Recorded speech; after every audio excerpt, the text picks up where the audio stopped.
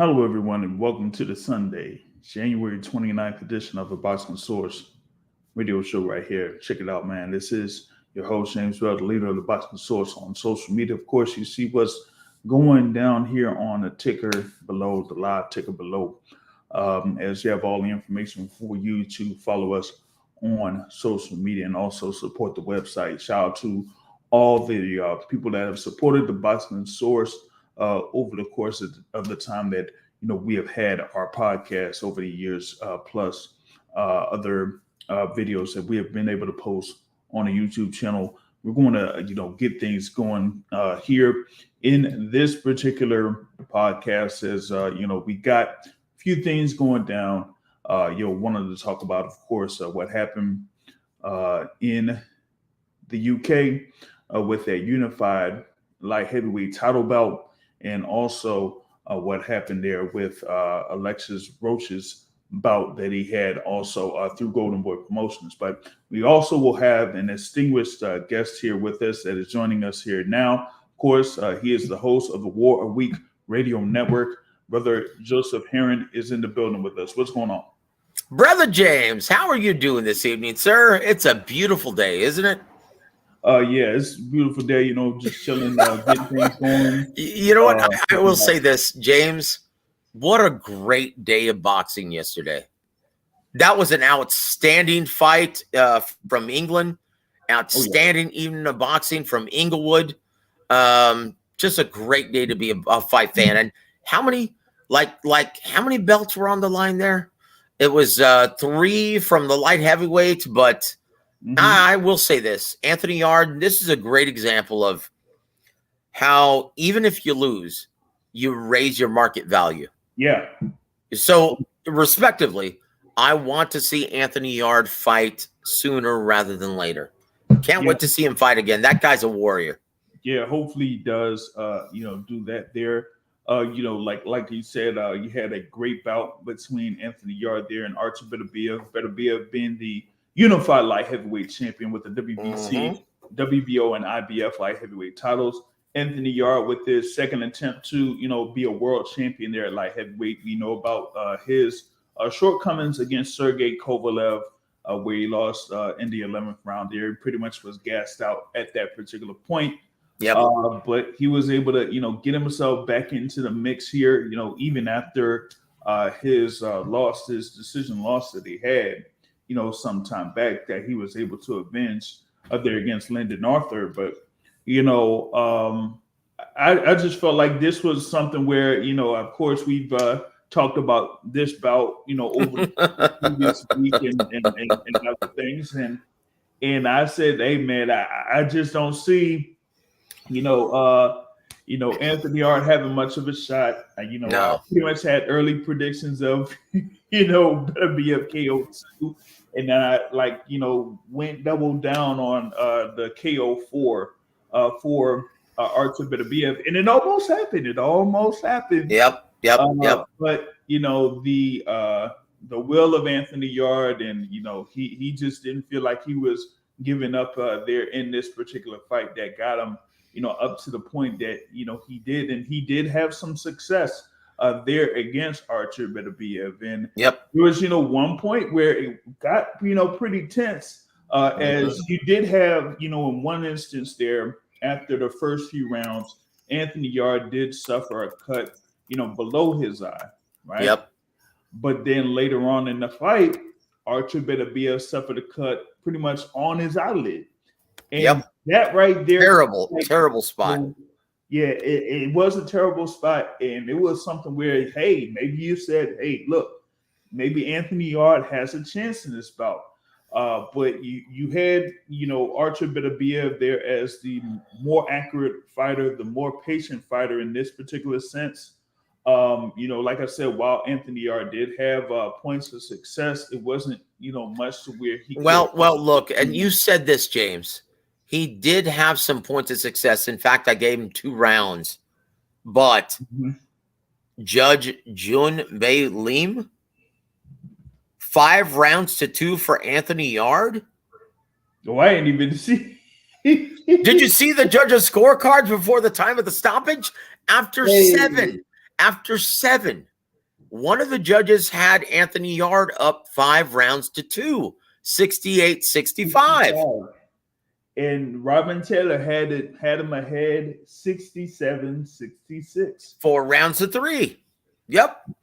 Look, I gave him 2 rounds. I thought he had a gallant showing. And once again, like I stated in the outset, I want to see Anthony Yarde fight again. He showed a lot of heart, a lot of toughness, a lot of skill.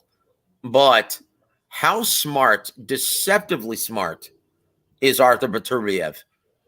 Could you see him setting traps all night long?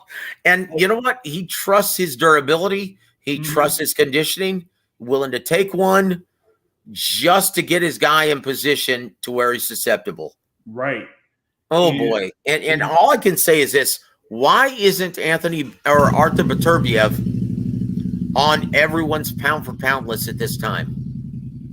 Well, I don't necessarily have him on the pound-for-pound list at this particular juncture because, one, I haven't really, updated the pound-for-pound list for some time. And the thing is, I had him on there initially, some few months back, but due to his inactivity up to this point, I understand that. Yeah, I had him around there at 9 or 10 in the pound for pound. Well, my point is this, and once again, it all depends on your criteria. But if you're going by the eye test, okay, make no mistake about it, Artur Beterbiev is a special fighter. He's a special fighter. This guy combines brutality with skill. And this is going to piss off a lot of Golovkin fans, but I'm going to say this right now: prime for prime, he's better than Gennady Golovkin. Yeah, and you can see that. You can see that, can't you? Yes. I mean, he to me, Beterbiev is a more complete fighter. He is, and you kind of seen it in this particular bout, and I've liked Beterbiev, for a while there, ever since his bout where he defeated Gvozdyk, or whatever it was back then with that heavyweight. Look, and the most alarming thing about that Gvozdyk fight, and once again, this was just one fight remove from retiring my brother. Javen's fighter, Superman, right? Yeah. Adonis Stevenson, right? That hurt a lot. And this is just one fight removed from that, right? And Beterbiev, and when you look at that fight, the most alarming thing about that is Gvozdyk fought a very good fight and still got a beat down. Yep. That's how good Artur Beterbiev is, guys. Yeah, I mean, you have someone that in even in other fights where he's suffered some shortcomings, he's had flash knockdowns and things like that, but he was able to turn around and get back into the fight and eventually stop their fighters. And in this one, I thought that he was going to eventually just overwhelm Anthony Yarde, and it almost seemed like that in those first couple of rounds. He established himself with the jab, one, but then also he was able to build off of that and give Anthony Yarde different looks. I like how he was able to land multiple times with the check hook, or pretty much fake, like he's going for the jab and then end up with the hook and catch Anthony Yarde there. Beautiful. It was man, that was just beautiful. But it was just the will of Anthony Yarde. He just was willing to take those shots to try to see if he could get something big. And when he was able to get something big, he tried to take advantage of it as much as he could. So with that said, James, that said, here's the big question, brother. Mm-hmm. Who wins, Artur Beterbiev or Dmitry Bivol at 175? Beterbiev. I've always said that. Yep. It's hard. It's hard to imagine someone controlling the range for 12 rounds against this guy, isn't it? Exactly. And that was the thing. It's I know that, a lot of people were talking about Bivol and his, length and reach and stuff like that. But you got to understand something.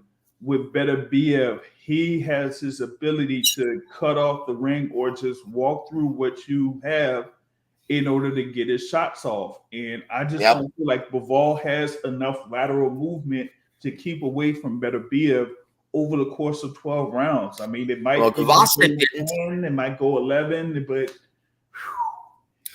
Dude, now here's a better question, right? Mm-hmm.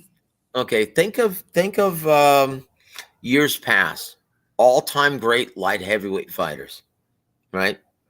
Roy Jones, Andre Ward. Yep. Okay, how does Artur Beterbiev? Now you have to start when you really know what you're looking at in the ring. Now you have to start questioning, where does Artur Beterbiev rank in terms of all-time great stature at light heavyweight? And that's one of the original weight divisions. And two, how huge would this guy be in healthier versions of the sport? Like, I know there are a number of people that kind of like felt like they kind of like questioned the thing with Beterbiev, like when he started his professional career, because they were talking about, maybe he could have potentially, been part of the era with, the Kovalevs, the Stevensons, the Andre Wards, when he was, there on the tail end of his career, professional career, that is. But right now you got to say like he has been one of the more destructive forces there in the light heavyweight division. So you got to be able to put him up there. When it comes to fighters like a Roy Jones Jr., for me, Roy Jones Jr. is one of the most talented fighters ever in the sport of boxing. Okay, well, look, if he had retired after the Ruiz fight, he would be a top 5 all-time great. He would be top 5 in everyone's in all time, right? Like, you question, like, you look at that guy before the Ruiz fight and you look at that guy after the Ruiz fight. It's almost like just age caught up to him and then shedding all those pounds off caught up to him as well. And it's almost a tale of two careers now, isn't it? But when you look at Roy in his prime, in my opinion, there is no one ever in history better than he was, not in my lifetime. Yeah. That's just my opinion. Yeah. Like, that guy was great. Yeah. He was great. He was Superman. That's just my opinion, though, guys. And the thing is, I say that with Roy Jones when he built himself up from middleweight and then brief stint at super middleweight, then light heavyweight, got all the titles at light heavyweight, then went up to heavyweight. If he would have after that Ruiz fight, locked down that fight with Mike Tyson and defeated Mike Tyson and just ended it right there, he would be probably considered as one of the greatest fighters of all time, if not the all-time great. Yeah.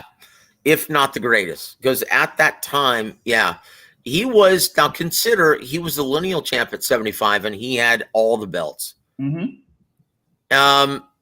no one still wanted to fight him, even though he had TV dates. Unlike Terence Crawford, he actually had TV dates. He had a network behind him. No one still was really all that anxious to get in the ring with that version of Roy Jones. Yeah. That's how good he was, guys. He was special. So I'm asking you, James, where's Artur Beterbiev in that conversation? Because in my opinion, what we just saw and what we've seen over the past several years, I know he's been inactive at times because of injury, but how good is Artur Beterbiev really? Yeah, that's the thing. We don't necessarily can we like really nail that down as far as like where he is as far as like all time, because like I mentioned with the guys that were there in the light heavyweight division before him, some people think that those were like probably some of the best light heavyweights in the modern era, there. And Andre Ward was able to score a victory over Sergey Kovalev, after Sergey Kovalev scored a victory over Bernard Hopkins, and Bernard Hopkins had, his stint there, light heavyweight, brief stint in light heavyweight or whatever it is. And then you go, down the history, down to the 90s. So it's like, hey, if Beterbiev, has this, legacy. And I think that with the Bivol fight, if he gets that win and becomes undisputed champ, yeah, you can't deny it any longer. Yeah. I mean, you're talking about Archie Moore then. You're talking about Michael Spinks. Hey, Bob Foster, Boog just. Oh my gosh, one of the most avoided fighters in his lifetime. Wait a minute. What about? Oh my goodness. Ezra Charles, brother. Yes, there you go. Ezra Charles. Ezra Charles. That was the man I was about to mention. Ezra Charles. Oh, Jesus. But you know, it's so funny. Bob Foster, man. Let's just say this, because now that guy was an offensive juggernaut, Bob Foster, and he was so avoided in his time. Mm-hmm. But could he withstand the power of Artur Beterbiev? Now, keep in mind, he didn't have the greatest chin in the world. Mm-hmm. Yeah. And look, Artur Beterbiev doesn't either. He's been floored twice, but look, he hasn't had an opponent see the final bell yet. 19-0 with 19 knockouts. In my opinion, I actually like Beterbiev head-to-head in that fight. Yeah. Like I said, I mean... That's why... Guys, I hope you guys appreciate this. That's how good Artur Beterbiev is. That's what you're seeing right now. And that's my point for bringing this up. For me, it was more about his positioning, how he was moving around the ring, how he was able to control his distance, so that a lot of times when Anthony Yarde was throwing some big shots, he would be out of range because Beterbiev would just keep out of range. But also, even when he had been able to score shots on Beterbiev had this way in a defensive stance to either kind of be out of range or try to get up close to him, to where a lot of the shots from Yarde really didn't have as much damage as he did, but then be able to turn that into offense, more effective offense there. And there was one point where Beterbiev moved in and he got in a double right, where he went right to the body, right uppercut, right to the body, beautiful right uppercut, and really, damaged Anthony Yarde there at that point. And you just seen when Yarde was kind of spent, you kind of seen that. And then in the 8th round, he got hit with that right hand. Oh boy, it was all over. And honestly, I don't know if you can say that he's lucky that the ref allowed him to continue, but obviously the corner saw what we saw. He was done. Yeah. He was done, and it wasn't going to end well if you allowed that fight to continue. The corner was justified in stepping on the apron and calling a halt to the bout. Yeah, and the referee knew it. I was very surprised, because if you look, Anthony Yarde was not even listening to the ref at that point. Yeah. He was exhausted, and he was pretty much his equilibrium was pretty much out of there, You know what, though? Credit to Anthony Yarde for giving such a gallant effort. And honestly, he made a fan out of me. I want to see him fight again. Yeah. He is all action. He's all balls, and he's all heart. Yeah. What's there not to like? Yeah, and the thing is, his trainer there, Tunde Ajayi, did step up and stop the bout, but he was able to, give Anthony Yarde a good enough shot there in those 7th and 8th rounds to see if he could, still, get a shot to get back into the fight. But once, he saw that this guy was pretty much out of it, then he just said he stepped in and, just threw in the proverbial towel there in that case. And yeah, like you said, I mean, a number of people, were a fan of Anthony Yarde in this particular fight. And there were a couple of rounds that were some great rounds back and forth between those two fighters. There that kind of said, hey, I was saying during the fight, I was like, yo, I did not, expect this to be, this good. And it was able to, be that in this sense. And, after it was all said and done, they said, hey, we want to see Yarde back there in the ring again. Even, Artur Beterbiev said, once he, does his thing, he feels like, Anthony Yarde could still be a world champion there at 175. So, it was a great fight, great showing by both men. Yeah. I loved it, absolutely loved it. Yep. And it not only lived up to the billing, but it exceeded expectation. I absolutely loved that fight last night. Yep. That was absolutely brilliant. Yeah. Your final thoughts, though, on Beterbiev, brother. And once again, we have to bring up Beterbiev. One, I'm going to ask you, James, You're the expert, brother. Do you see Dmitry Bivol going down to 168 and fighting Canelo, or do you see him lobbying, asking his promoter to get him this fight, unification with an all-time great like Artur Beterbiev? Well, I mean, I feel like I kind of like to say this. Actually, I said this yesterday after Beterbiev's win over Yarde. I think that Bivol is still going to try to angle for another fight with Canelo Alvarez. Unfortunately, boo. Yeah, I know. And it's kind of like, there have been some open criticisms on social media because there hasn't been an undisputed title fight here at 175, even though, a number, or like unification between Beterbiev and Bivol, since, Beterbiev had initially unified the belts when he had 2 belts before he defeated Joe Smith Jr. for that WBO belt. Like they've held a world title for a long time there in the light heavyweight division, and you know what? It's about that time for them to go ahead and have that bout. There was it has to happen. And James, is there a better fight in boxing for your money? No, not at this point. No, no. I think it's like one of the more. For those that like say that, hey, this fight could be possible, it's probably among like the top 5 more anticipated fights that's out there. And the thing about it is, like, we're going to have 2 bouts that a number of people in the fight game are anticipating, in Caleb Plant versus David Benavidez in late March, and then great fight. In the summer, you're going to have Stephen Fulton versus Naoya Inoue. Great fight. So having this particular fight between Artur Beterbiev and Dmitry Bivol, that will like make it even more of a great year. Everything else is just frosting, brother. Everything else is just grits and gravy, isn't it? Yeah. And shout out on the live chat. You got Boog Williams in the live chat.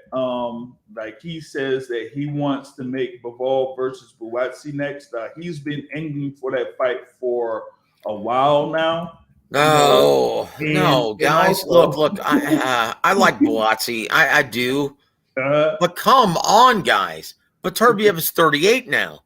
And you can make this fight, even though, guys, both of these fighters are on different networks, different promoters. You can make this fight because they're not going to be anticipating or demanding life-changing money, a la Spence Crawford. You don't have these egos involved. I know Bivol beat the biggest star in boxing last year, but he's still not a mainstream guy. Right. Okay? He's not going to want to break the bank.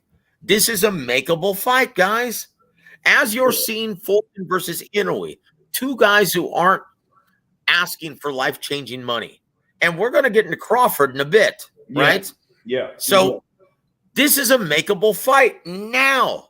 Okay, Buatsi, I love Buatsi. He's a great guy, fearless competitor. He's an excellent fighter. But damn it, come on. Beterbiev Bivol is the fight to make. Yep, it definitely is. And I just don't feel like, I know that Bob Emmer is talking about, well, look, I know that's the fight that people want, but Bivol wants to fight Canelo, and I gotta Look, honestly, I'll have to believe it. I'll have to see it to believe it, to think that he goes down to 168. Because and we talked with Ronnie Shields on Tuesday. Right. I'm like, Coach, if you're coaching, if you're training, right? If you're training Dmitry Bivol, do you actually encourage him to go down to 168 to fight Canelo? And he goes, hell no. No. They would have to break the bank for that, because no way in hell am I going to watch my guy kill himself to make 168. Why?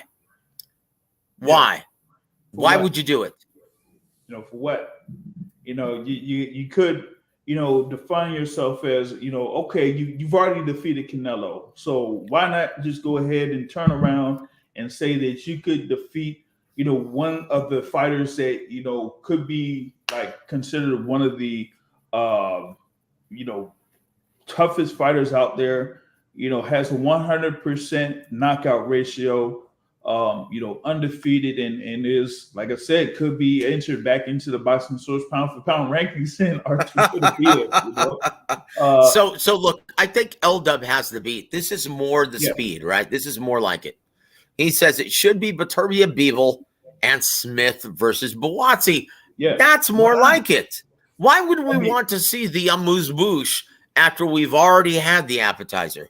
Right. And it kind of like is almost the same theme as, when last year they tried to, make that particular fight at 147, where, you had multiple matchups that were, pretty much made just so you could have undisputed at that weight class. So why not have that happen here at the 175-pound division?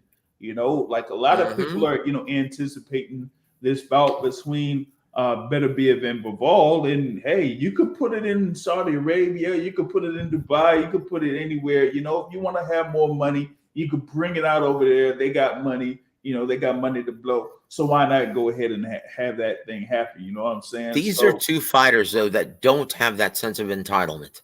Yeah, they are not going to be willing to. We're not going to be demanding life-changing money for this. These are two warriors who don't give a shit about this. Okay? This is an easy fight to make. This is it. This is all going to be contingent on what their handlers want at this time. And in my opinion, I don't think Eddie wants anything to do with Artur Beterbiev. That's just my opinion. Yeah. You know what? I would much rather see Canelo beat Bivol at 168 than rather see unification at 160. That's honestly, that's exactly what he's going to say. And I don't give a shit about that. I don't want to hear that. Pardon my French. I don't want to hear any of that mess. That's nonsense. And let me ask you this. As a fan, as a guy who religiously covers the sport, you live for this stuff. Are you really anxious to see Bivol fight Canelo at 168? I wasn't really anxious to see Bivol fight Canelo at 165. Exactly. So you know what? This is all bullshit. This is all frosting, man, from Eddie Hearn. And once again, oh boy, this is the fight to make, James. Yeah. This is it. And now is the time. Now is the time. I mean, okay, if the promoters and the networks and the fighters want it, then let's do it because the fans are 100% on board. That's my final take. Yep. And that's the thing. The fans are with it. We want to see it happening. We got to wait on if we're going to have undisputed at heavyweight. That hasn't necessarily been locked down next.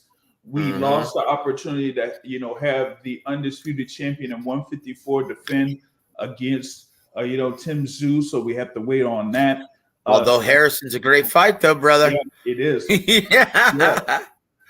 But so why not go ahead and have this thing here at 175? Let's finally see who is the number one guy undisputed.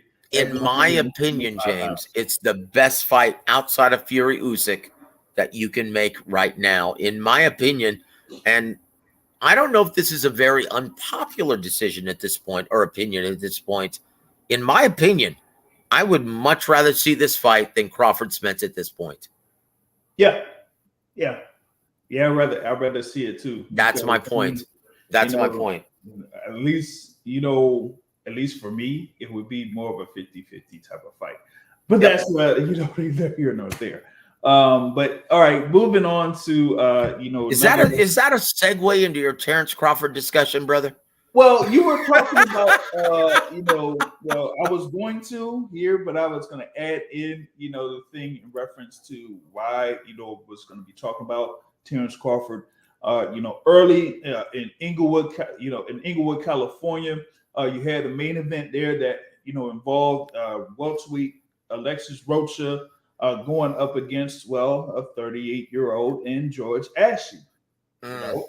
And it was it lasted 7 rounds. You did see multiple times where Alexis Rocha did get tagged by George Ashie, but it eventually ended in a hand down, man down situation. Yep. George Ashie, great knockout. It was a great knockout, but it was just a hand down, man down type. Look, come on. Look, when did George Ashie get the call for this assignment? Probably a few weeks ago. Less than 2 weeks ago. Okay, guys, come on. He's in great shape. He's a gone-in fighter. He's tough as nails. But come on, guys. This was a last-second opponent. Come on, Alexis Rocha. Now, once again, let's just go to let's just go to the steak, not the steak tartare. Let's go to the main course. Come on, this night was about Terence Crawford, and you know this. And you had, Oscar De La Hoya, and you had Bernard Hopkins, opening his mouth and talking about, hey, well, look, I broke the news. Baby has. Okay, look, and James, come on, and you know as well as I. Now go back to Bob Arum, right? This is a guy who said, you know what? I've lost so much money on Terence Crawford, I could buy a home in Malibu, right? Okay. He admits he was paying Terence Crawford too much money. You go to PBC, you're not worth the kind of money that you're requesting at this point. You go to BLK, why aren't they negotiating with Terence Crawford right now for a return bout? Because they lost their ass. Now you've got Golden Boy Promotions. Hopefully, Golden Boy can convince Terence. You look at Top Rank, you look at PBC, you look at BLK Prime. Terence, we're asking you to see reality and understand that you're not worth nearly as much as you believe that you are at this point. Yes, you're the pound for pound, one of the pound for pound best fighters in the world. No one's debating that. But you're going to have to come into the park of reality in order to compete against these guys. How much do you really believe you're worth in a fight against Alexis Rocha? How much do you realistically believe you're worth against a guy like Virgil Ortiz? Okay? You've got to start coming back down to reality. And my question is DAZN and Golden Boy Promotions, are they going to be able to bring Terence Crawford back down to a realistic sense of market value? I don't think so. Oh, because let me tell you, and the reason why I cringe at that is because this is the only chance that we'll ever get to see Spence versus Crawford, is if he starts coming back down to reality. I don't see it from him. No. Well, here's the thing. I mean, even with the thing with Golden Boy, that's one. But like you said, it comes down to the zone. It's not. Okay. Look. And James, I hate to say this, and so many fans have been bringing this up. Oh, the deep pockets of DAZN. Aside from Canelo or Anthony Joshua, when have you seen them over the past year spend exorbitant amounts of money to furnish, to support any fighter? The days of the Mikey Garcia inflated purse, the Chavez Jr. inflated purse, the Danny Jacobs inflated purse, the Andrade, the Haney's, those days are long gone, guys. They're long gone.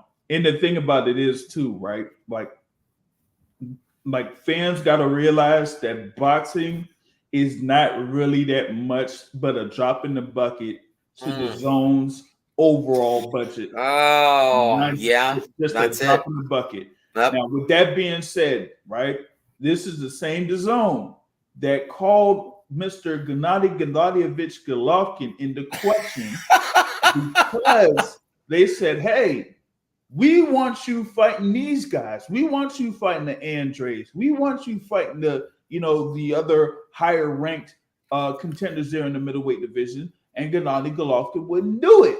So he would have had they been willing to spend that much money. But everyone knows, including the brass at DAZN, that look, Andrade versus Golovkin, that's not a $30 million main event purse. It's not. You're not going to gain subscribers or pay-per-view revenue that way. Mm-mm. It's not worth it. And once again, this is the same exact question that they're going to be asking Terence Crawford. Are you willing to take a realistic amount to fight these fights? Now, how about this? Like, check this out. Let's say that he has, by any stretch of imagination, let's say that he gets on there and he has that, minimum guarantee or whatever it is that would enforce the zone to put a fight with Terence Crawford against, hey, let's say Alexis Rocha on the zone pay-per-view. Oh my God. No, dude. No. But hey, we know the when fighters have like a minimum purse or whatever it is, that the networks say, hey, we got to do this on pay-per-view because these fighters are asking for. Yeah, the purse is way too high. We're going to have to be forced to attach the pay-per-view revenue stream. Yeah. But dude, no, I can't see that happening. I can't see it. So would this mean that Golden Boy would be, unlike Top Rank, it actually have Terence Crawford versus Alexis Rocha in Nebraska? Oh jeez. Oh jeez. Oh. Well, look, if you want to try and justify, well, no, you can't even do that. I was going to say, if you want to try and justify having that big gate turnout, but that's not even a big gate. Like, we can consider into a large metropolitan area like DC, Gervonta Davis against a mainstream unknown like Hector Garcia, that still did $5 million at the gate over that. $5 million. Okay, right. You're not even coming close in Omaha, Nebraska. DC is one of the largest metropolitan areas in the States. Omaha, Nebraska? Does that even crack the top 20? No. Not even. No, dude. That once again, guys. If you believe that press release, right? That Crawford actually did 120,000 pay-per-views. I've got some oceanfront property to sell you in San Antonio, Texas, brother. That is a crock of shit, man. That is so much BS. It's like, dude, it's not even funny. And then you've got some fans believing this bullshit. Yeah, it's sad. It's sad that they, actually, are believing that was the case in reference to Terence Crawford and the overall pay-per-view. So my only hope is here, James. My only hope is here. You've got Aram saying the same thing. Yep. You've got Heyman and Espinosa saying the same thing. Mm-hmm. You got BLK Prime. They lost their ass. They're saying the same thing. So when Golden Boy says, hey, we're willing to give you this much, when does Crawford start understanding the reality of the situation? I don't know. And I don't know who, within his team could, really convince him that, this is, what you are. This is what you're worth. You're not, the seller that, you may think you are. And that, hey, you just can't be having this type of money anymore. It's just not that. And, shout out on the live chat, he has somebody in there. Brother Iso says that Crawford doesn't move based on logic. For him, it's emotion. He has been convinced that Al Heyman and PBC or Heyman Boxing are out to get him, and it's based on nothing. And look, when you consider all the great fights that Heyman has been putting together, right, at this time, it's very hard to argue with that logic, right? Yeah. It's impossible to argue with that logic because he's surrounded himself with guys who really don't know what the F they're talking about. And Don Chargan used to call those people urban advisors. They don't know shit about the business, but are filling your head full of a bunch of bullshit. That's what Don used to call them. right? When you consider Tank versus Ryan, Inoue versus Fulton, Wilder versus Ruiz, Spence versus Thurman, Zoo versus Harrison. Zoo versus Harrison, and like I said, Plant versus Benavidez. Okay, and once again,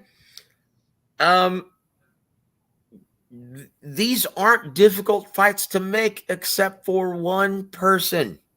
Someone who thinks that his market value is that far exceeds what it really is.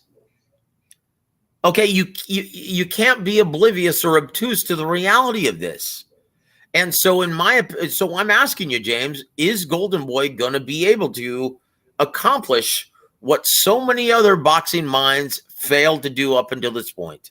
And in my opinion, I agree with Goldie in this sense. He said this, and this is the only thing I agree with him, right? Goldie Fishnets, he said last night, if we sign Crawford, this will be the best chance we have of seeing Crawford Spence. I agree with that wholeheartedly. Yeah. Because this is, now, once again, I told you this last year at this time. He's going to need better representation in order to make this fight a reality. That's right. Up until this point, he has had him and Bomac. That's it. He needs a promoter to help him have a greater sense of reality. Well, good luck to him on that. I'll bring in another guest here that may have something on the topic. Checking in from the Atlanta area, the boxing academics in the building. How y'all doing tonight, fellas? What's up, boxing academic? How you doing? Are you ready, man, for Broner versus Williams, brother?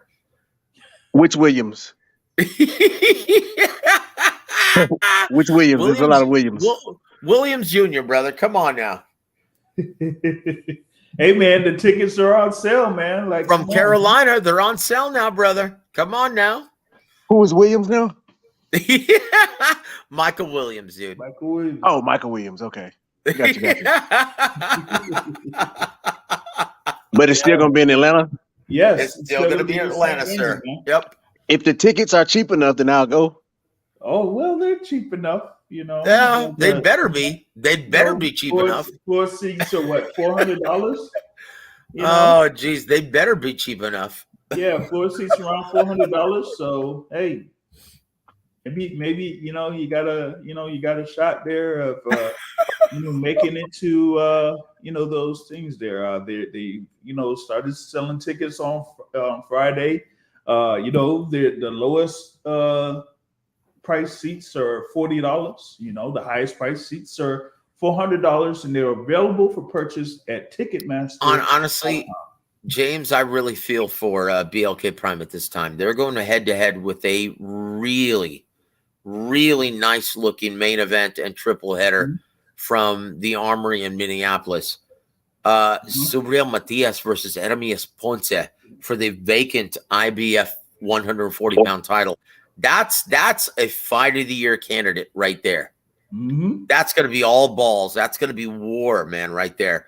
And what a better venue to put it in. And that's going to be on regular subscriber Showtime, going up against a pay-per-view, Adrian Broner versus Michael Williams Jr. Yeah, good luck with that. And, good best of luck, gentlemen. Bringing in another guest here to talk, a little bit more, I guess, about Mr. Terence Allen Crawford, returning to the Boxing Source podcast here. It is the world famous MVO in the building. How you doing, brother? Hey, what's going on, Joseph? Matthew, how are you doing, man? I'm good, man.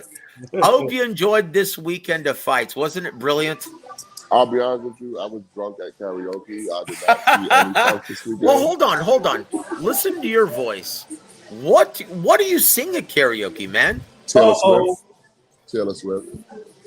What? What was that? Taylor Swift. You sing Taylor Swift. Do you sing Carolina? Taylor Swift. That's I can't believe that got snubbed for an Oscar nomination. Yeah. Yep. Woo! Hey, I asked him if he was gonna go to the Taylor Swift concert in Las Vegas, Nevada in March. But he said no, he will see Taylor Swift there in the New York area. So yeah. Well, I'm glad you got your tickets, my brother. Now, what is going on with Terence Crawford? Oh boy, that's a good question. That's a Why? very good question. Why? What is he doing?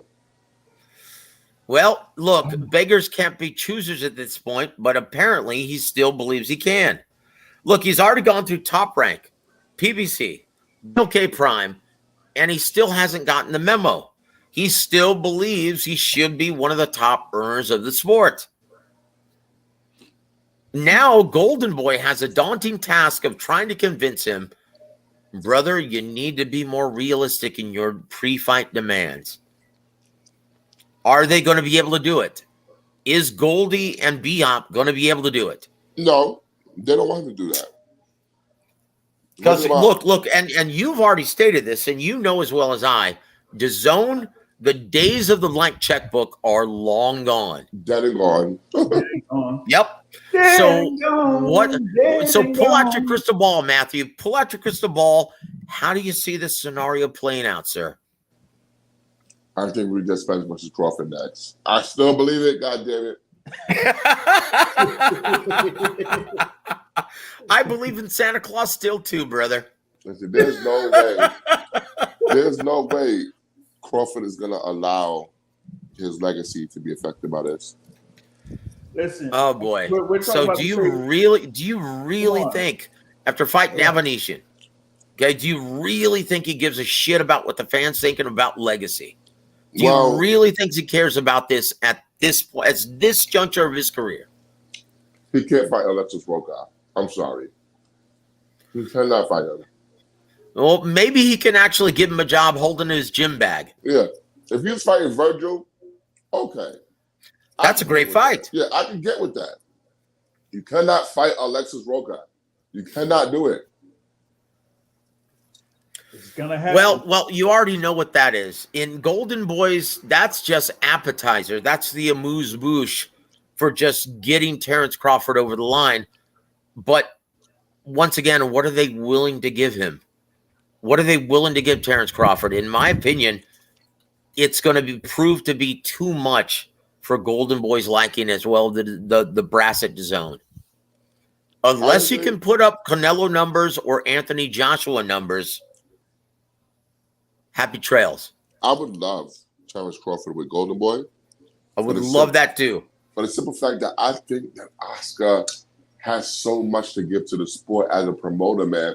I think if you had Spence versus Crawford with Oscar on one side and Heyman on the other, that is pure fucking gold. That is magic. That's a great press tour. Oscar as the lead man, it'll be just like the old days.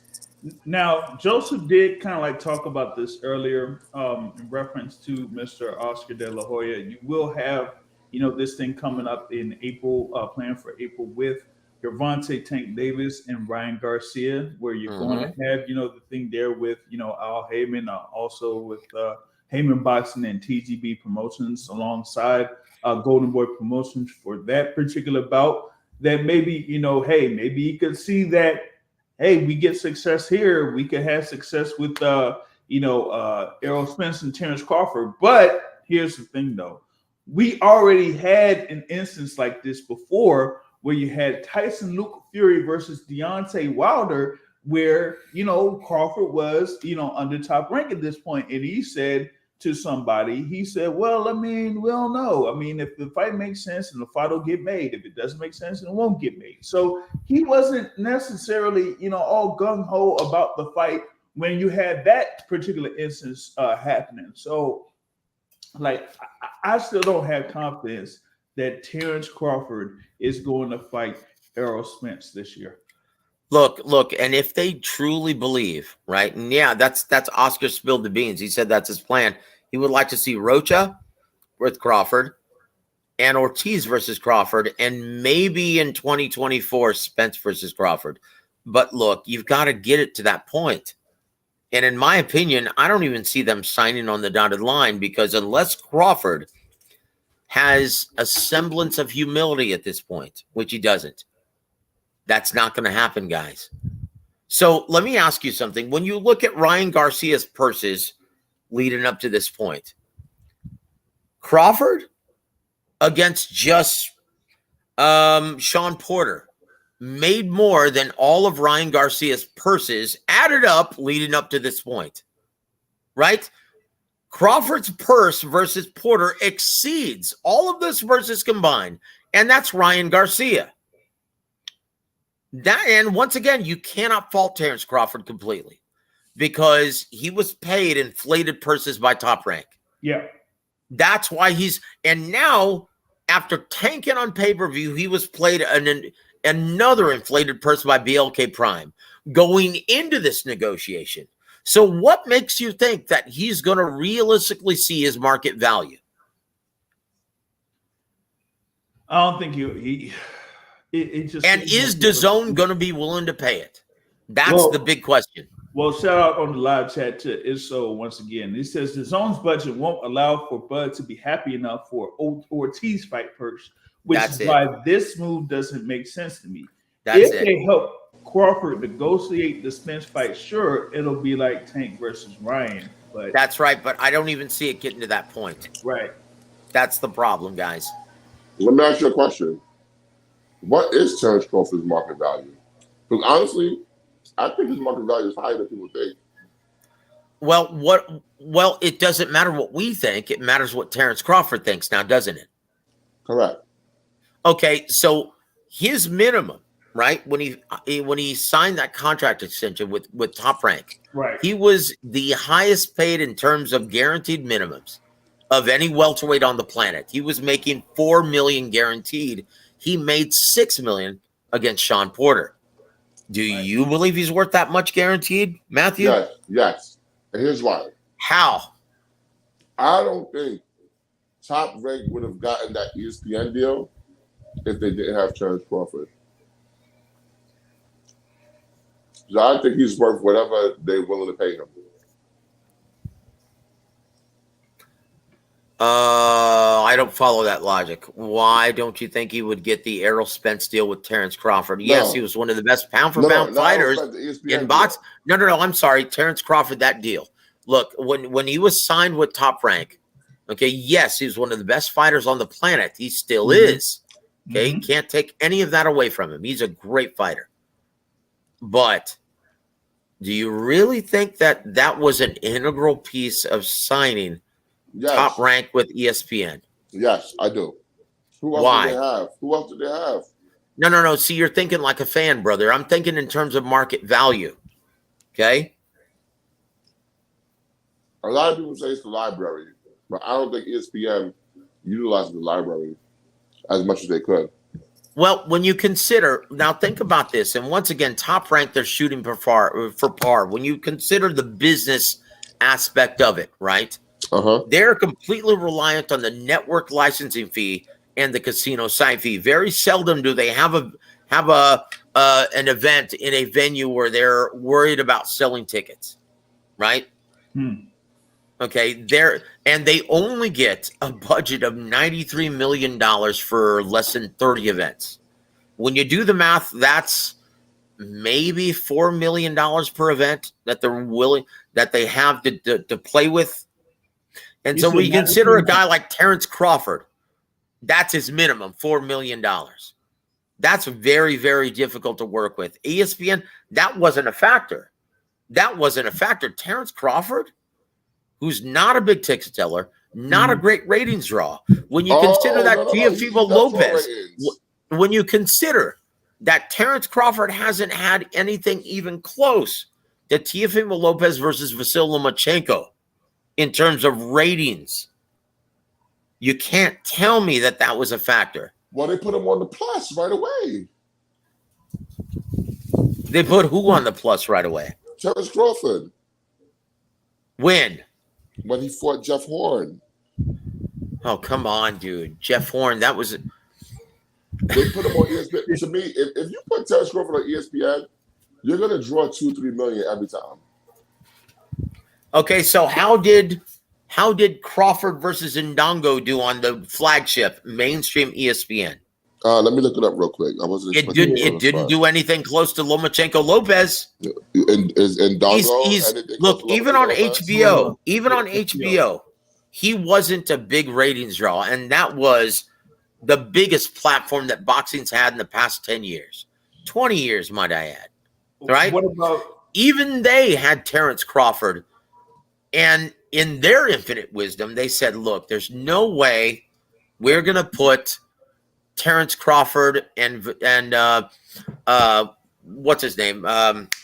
Victor Postal without the pay-per-view revenue stream, because it's just not where it doesn't draw that many ratings.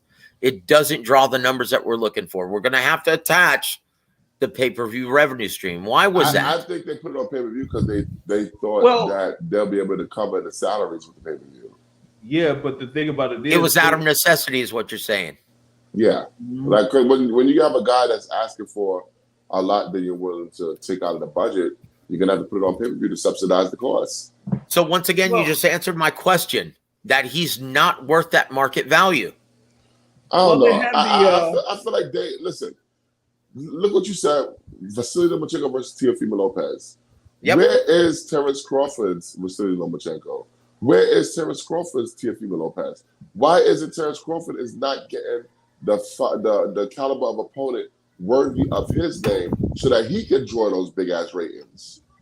You know what? That's a very good point. Unfortunately, brother, that raises another problem with the business of boxing. And once again, I really like Oscar De La Hoya's mindset is, look, we need to start working with other promoters to put these best fights together, because for a long time, that was a huge problem for Terence Crawford in Top Rank, that these networks, they don't have a Lou DiBella or a Ken Hirschman actually as the person trying to hold the promoter's feet to the fire. They basically are running farm systems in all of these networks. Okay? Basically saying, hey, we don't care. Here's your budget. Put the best fights you can for us. That's a problem. And that's become a big problem with every network, including Showtime as well as DAZN.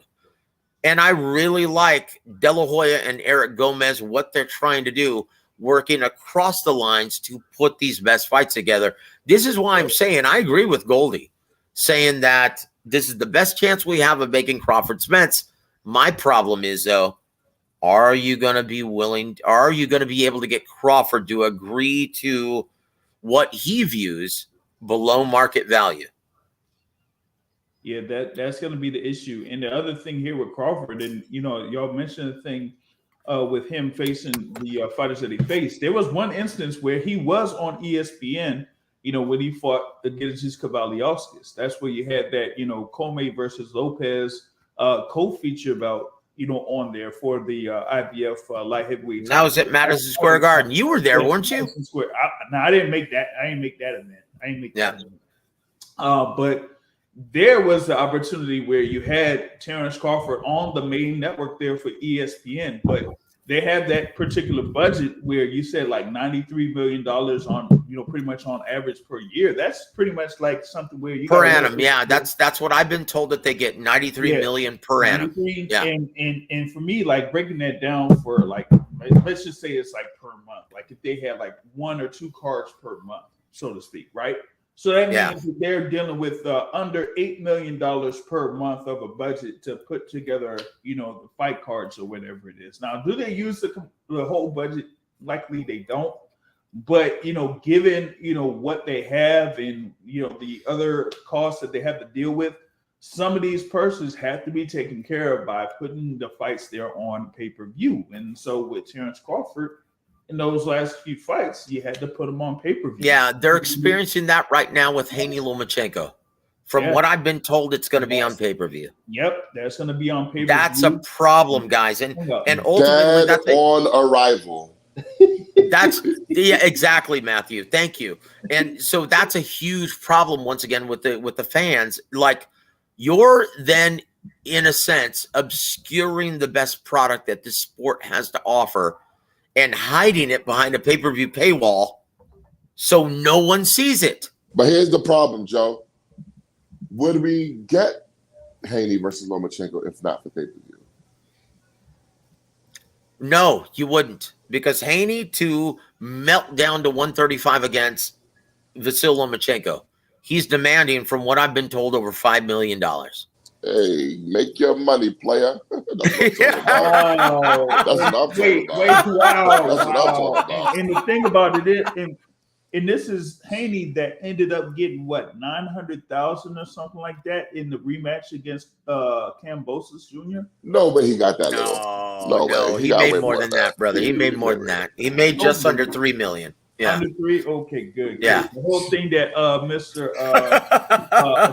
Peter Palm was talking about was like, oh, wait a minute. What? He got only what? Well, look, but that was a much bigger event because it was held in Australia. If that fight is held in the States, dude, that doesn't even sell out. No, it doesn't. No. Once again, this is the problem, though. Like, when do you start actually putting your foot down if you're these networks and saying, hey, man, you guys have to start being more reasonable with your pre-fight demands so everyone can see this product? Well, honestly, we would be better off excluding everything off of pay-per-view at this point and showing them in front of a mainstream network. That would take a huge network buy-in, though. If you think about it, the sports rights to the NBA, the NFL, they get so much more. Billions. Yep.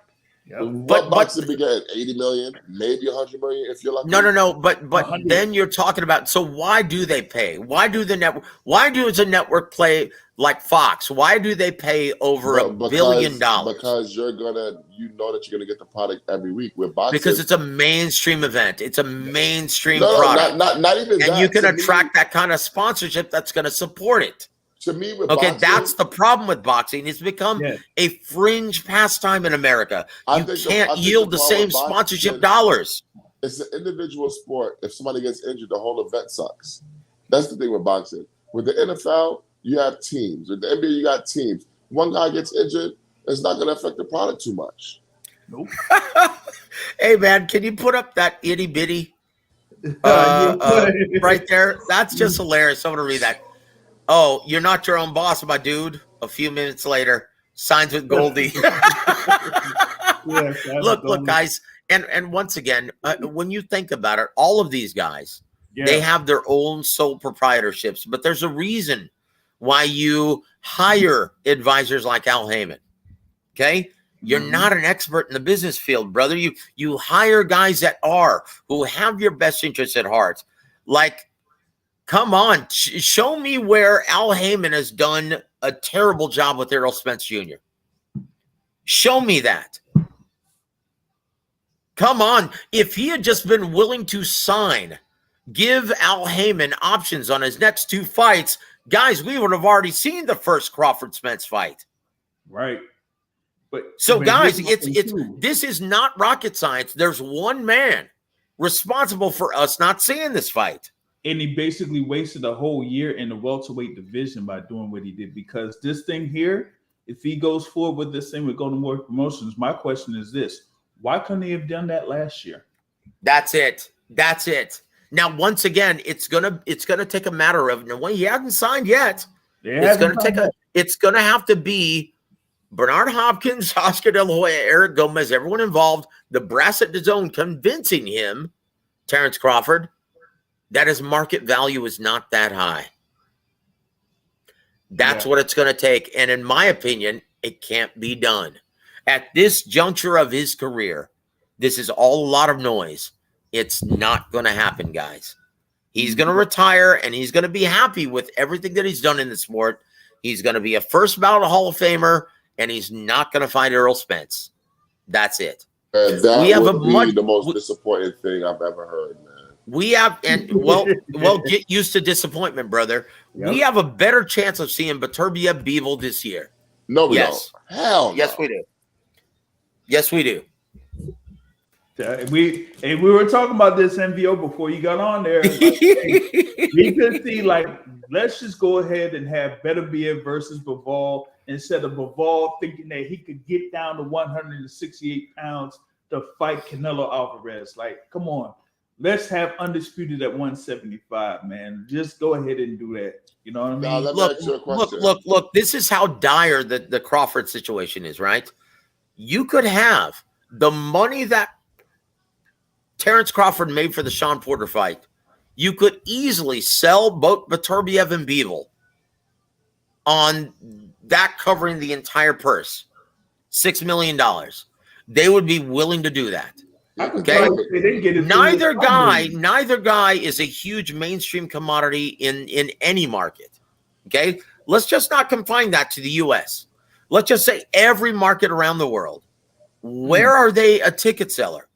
Nowhere. I think they sold exactly. Devo sold at a high school gym in Russia against Craig Richards. So you could say you could make the entire pay-per-view purse or the entire main event purse. I'm sorry, not pay-per-view. You could say we could make the entire Bevel Beterbiev purse based on Crawford's last payday, and they would be happy. Yeah. So that's why I'm saying that's a much more feasible fight to make, realistically. Now, let me ask you a question. Why do people say that Crawford versus Spence is like getting close or past his expiration when I don't see it that way. I don't see it that way. Beterbiev is old as hell. I don't see it that way. That's just a bunch of noise from a bunch of other channels that don't really understand the business. And you know this, Matthew. You know this. Okay, look, it doesn't matter what the title is for. They're both two future Hall of Famers. Okay, they're both at this time the two best fighters at 147. Yep. Even if they fight at 160, we're all still going to be dialed in. It doesn't matter. The fighters define. Let me ask you this, right? Do you remember the title that Sugar Shane Mosley and Oscar De La Hoya fought for their first time? Nope. Do you remember what title that's for? Can't go back. Exactly. No one, look, everyone remembers the matchups.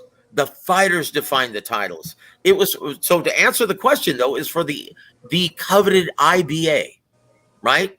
The now defunct IBA. No one gives a shit. They remember the matchups. History remembers the matchups, not for what it was fought for. Not for the titles, not for anything. It's the matchups that history remembers. But here's the problem with Crawford versus Spence. I don't buy into that noise that fanboys are saying, oh, it's long overdue. Bullshit. These are two legends. These are two future Hall of Famers. I don't give a shit if they're 40. I don't give a shit if it's at 168. I want to see it. That's a fact. Damn it. Hey, that's like NBO. Josh was 60. There you go. It could be, I don't give a fuck. In 2026, it could be Wilder versus Joshua in 2026. And NBO will be all up in it. I need to see it. That's it. And look, if Goldie can get it across the line, hey, brother, do another line. I don't give a shit. More power to you, brother. Woo! Hey, wait. So he could do. You know what? I'll go ahead and say it. You mean he could do lines with Kell Brook? No, I mean yep, dude, he could do rails across America with Kell Brook, bro. I don't care if he can get Crawford across that line. Hey, you know what? He's got my vote for promoter of the year. He's got my vote. Hey, brother, more power to you. Use some more kitchen utensils while you're at it. I don't give a shit. Just make it happen. He could be, man. He could be like George Clinton in 1976. Atomic dog. Hey, man. Listen, he could be like that, man. Hey, as long as he's able to make the fight happen, yeah, why not? Oh, man. Yo. Oh, yeah, we'll see. You know, we'll see how things go here. Matthew, before I get off, I have to start preparing for my show with James Gogi. But it's always a pleasure to speak with you, brother. You're very, very knowledgeable. And last question: who wins this fight on March 25th? Benavidez or Plant? Oh God! You know what? I'm gonna go for Plant with the upset. Woo! You know what, brother? That is a sentiment that's really growing a lot of momentum as of late.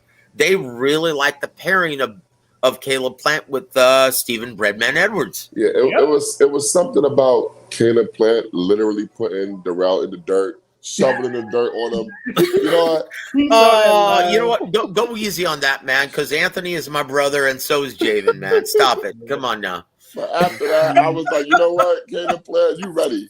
You ready? Maybe that. Honestly, I love this fight. Yeah. I love this fight, and it's happening at the perfect time. And who put it together? Was it Bob Arum? Was it Oscar? Who put it together? Who put this fight together? Tom, maybe Tom. Well, I will say this. Since Al has been working with the great Tom Brown, one of the best matchmakers of the past 30 years, right? He has been making much better fights for Steven as well as Fox. These, like, you look at the product, you look at these matchups, and once again, I'm going to rattle off these to you, right? Mm-hmm. You look at the fights that are made already, and 2023 looks like it's going to be a blockbuster, guys. I'm going to rattle off these and think about how many Heyman and Tom Brown is their handiwork, right? You've got Fury versus Usyk, Tank versus Ryan, Plant versus Benavidez, Inoue versus Fulton, Haney versus Lomachenko, Wilder versus Ruiz, Spence versus Thurman, and yes, damn it, that's going to be a great fight. Canelo versus Ryder, Zhu versus Harrison, Joyce versus Zhang, Ortiz versus Staniones, and Joshua versus Franklin. Honestly, I love Zhu versus Harrison. That is a great fight, guys. And once again, that fight. If Heyman is the big obstructionist, then how is this happening? And the thing about it is, you had the news of a matchmaker leaving promotional company and Roberto Diaz. Well, don't worry, he's secured, brother. He's going to be working with Canelo, man, very soon. His wife already works for Canelo. He's going to be over there as an advisor. Trust me. Well, he'll get paid. He's not going to be one of Canelo Butchers. And look, it becomes a very different picture, right? Okay, they had to let Roberto Diaz go. Everything becomes very different when you don't have that Canelo money coming in, doesn't it? That's a fact.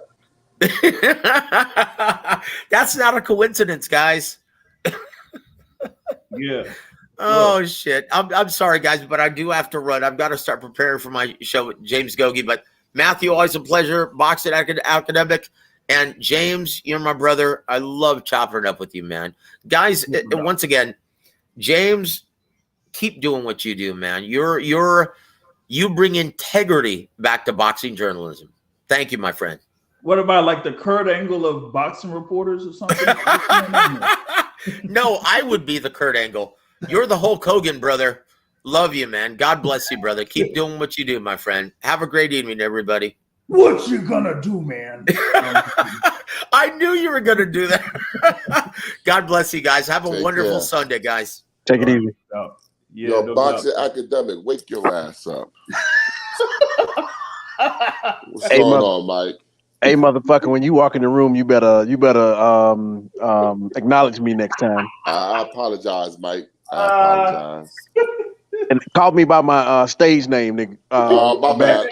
Mr. Boxing Academic, I apologize. Nah, I'm playing. How you doing? He's like Randy Savage's brother, the genius, Lenny Poffo. Genius. He said the genius. He said acknowledge me like he's Roman Reigns. Word. The genius is Randy Savage's brother? Yeah, man. Wow, okay. Lenny Poffo. Wow. Like I said, he don't go that far to wrestling like that. So I used to watch wrestling. Yeah, but you don't know who the genius is. I do know who the genius. Like I am. I used to we had a poster on SmackDown one time, and then they showed the Rock poster with me and my neighbor who used to live around the corner from me. They actually showed his poster. They didn't show us, they showed his poster. Oh man. I remember the genius used to work with Kurt Hennig on Mr. Perfect. Yeah, part of like the perfect team and all of that. Oh, that was up, man. But yeah, well, hey, like I said, good luck to Terence Crawford. In his future endeavors if he ends up signing with Golden Boy Promotions. Good luck to Mr. Adrian Broner. I guess the boxing academic will, see if he could, be in attendance for that fight that he has there. Like I said, tickets are on sale, available at Ticketmaster. You know what I'm saying? He better be in person for the Adrian Broner fight. Come on, man. Who that? AB, about billions, baby. About billions, man. He better be what? Man. You better be in attendance. You said I better be? Yes. Man, it depends on how much the tickets cost. I told you, man. It's only the minimum ticket is $40. But I got $40. I've grown accustomed to sitting in level one. I got to have the right eye level. I can't be too high. I got to be like just right above the ring, right there. And honestly, Mike, this is JR's fault because JR could have applied for media credentials and could have got you in as media. I don't even think they even opened it up yet. I haven't seen anything for Bro, the fight is on Saturday. What are you talking about? Oh, you're talking about the thing I haven't even gotten a response yet for that. No, I'm talking about the Broner fight. The Broner fight's on Saturday, ain't it? It ain't to the end of February, man. Oh, I thought it was on Saturday. No, man. Oh, well, you got time, so get some credentials and let Mike go as media. Oh, my God. I'm sure Mike would love that. He did it the last fight in Atlanta. Yeah, I asked a great question. Other people use the question too. I was in my form then. That's before I had my eye accident. I could see real good then. I didn't get my eye wasn't falling out. Oh man. Yeah, he was able to, represent the boxing source in that Tank Davis versus Yorkis Gamboa fight, back then a few years back in Atlanta. So he was able to represent. So I still have not received word from the people there in the zone or Matchroom or whatever it is. So Mr. Anthony Lever has not gotten back to me yet, MVO. So tell Anthony Lever, put the coat down, get out of bed, comb his hair, and answer the fucking message. Well, if he listens to this podcast, he won't give us the leaking credentials, man. Come on. Hey, with that being said, man, I mean, I don't see there's much else to talk about here so far. Like I said, there is that fight card that's in Madison Square Garden next weekend. I'll look forward to that. On the YouTube channel, we plan to have another interview with Mr. Dimitri Salita that will talk a little bit more about that Anthony Joshua versus Jermaine Franklin. Is that official yet? That may be official. He's told me that it's not ironed out or not solidified yet. So hopefully he could lock that down with us here at the Boxing Source. And we'll also have an interview with Mr. Gary Antoine Russell playing on here. Yeah, ask him when he going to fight a big fight. Fuck me waiting on. Why isn't he in the running the fight program? That's what I'm going to ask him. Why is he not in the running to fight Regis Prograis for that WBC title, since no one else seems to want to fight Regis Prograis? No. So there will be that. But outside of that, did you touch on the Blair Cobbs Virgil Ortiz situation? No, I did not touch on the Flair Cobbs Virgil Ortiz situation. I did not. Well, Blair Cobbs, I hope he got a good lawyer because he finna get sued by Virgil Ortiz. Virgil Ortiz has sent them a cease and desist letter. They want a complete retraction by Monday, or they're gonna take his ass to court and sue him for everything he got. Hey, good luck to Mr. Blair Cobbs, because he might not have much of anything if he tries to go forward in this thing with court case with Mr. Virgil Ortiz. So good luck to him. And also, what was it? Rolly Romero had some stuff to say as well, and about what is it? Who was the guy? Oh, Frank Martin. Him or his trainer said something about Frank Martin. I'm like, well, listen, I don't know if you want to get into a fight with Frank Martin at this point. Not only that, I think Frank Martin is kind of past Rolly. Yeah. Rolly need to get back in the win column first. Yeah, he does. He does need to get back in the win column. So he should go ahead and try to get a fight in the interim before. Yeah, last we saw Rolly, his eyes was getting knocked crooked. So much luck to him as well in his future endeavors. He's announced like he was supposed to be putting a fight, and that was like months ago, and we still don't know what fight he's going to be in. So there's that. With that being said, man, that's all I got here for this particular version of the Boxing Source Radio Show. Shout out to everybody that's been here on the live session, and yes, this will be available on demand through iTunes, Google Podcasts, whatever you use to listen to podcasts. Know that MVO listen to this later on down the line and give his criticisms about it. But you're damn right. Like I say at the end of every show, folks, the point of boxing is to hit and not get hit, not to stand and trade. On that note, folks, I'm out. Have a good evening. Bomb Squad! I'm sorry, I just had to do that. I felt it in my bones. We back, baby. Okay. He's on his way back, baby. He's on his way back, baby. The return of the bomb. The real is back. Let's get it, baby.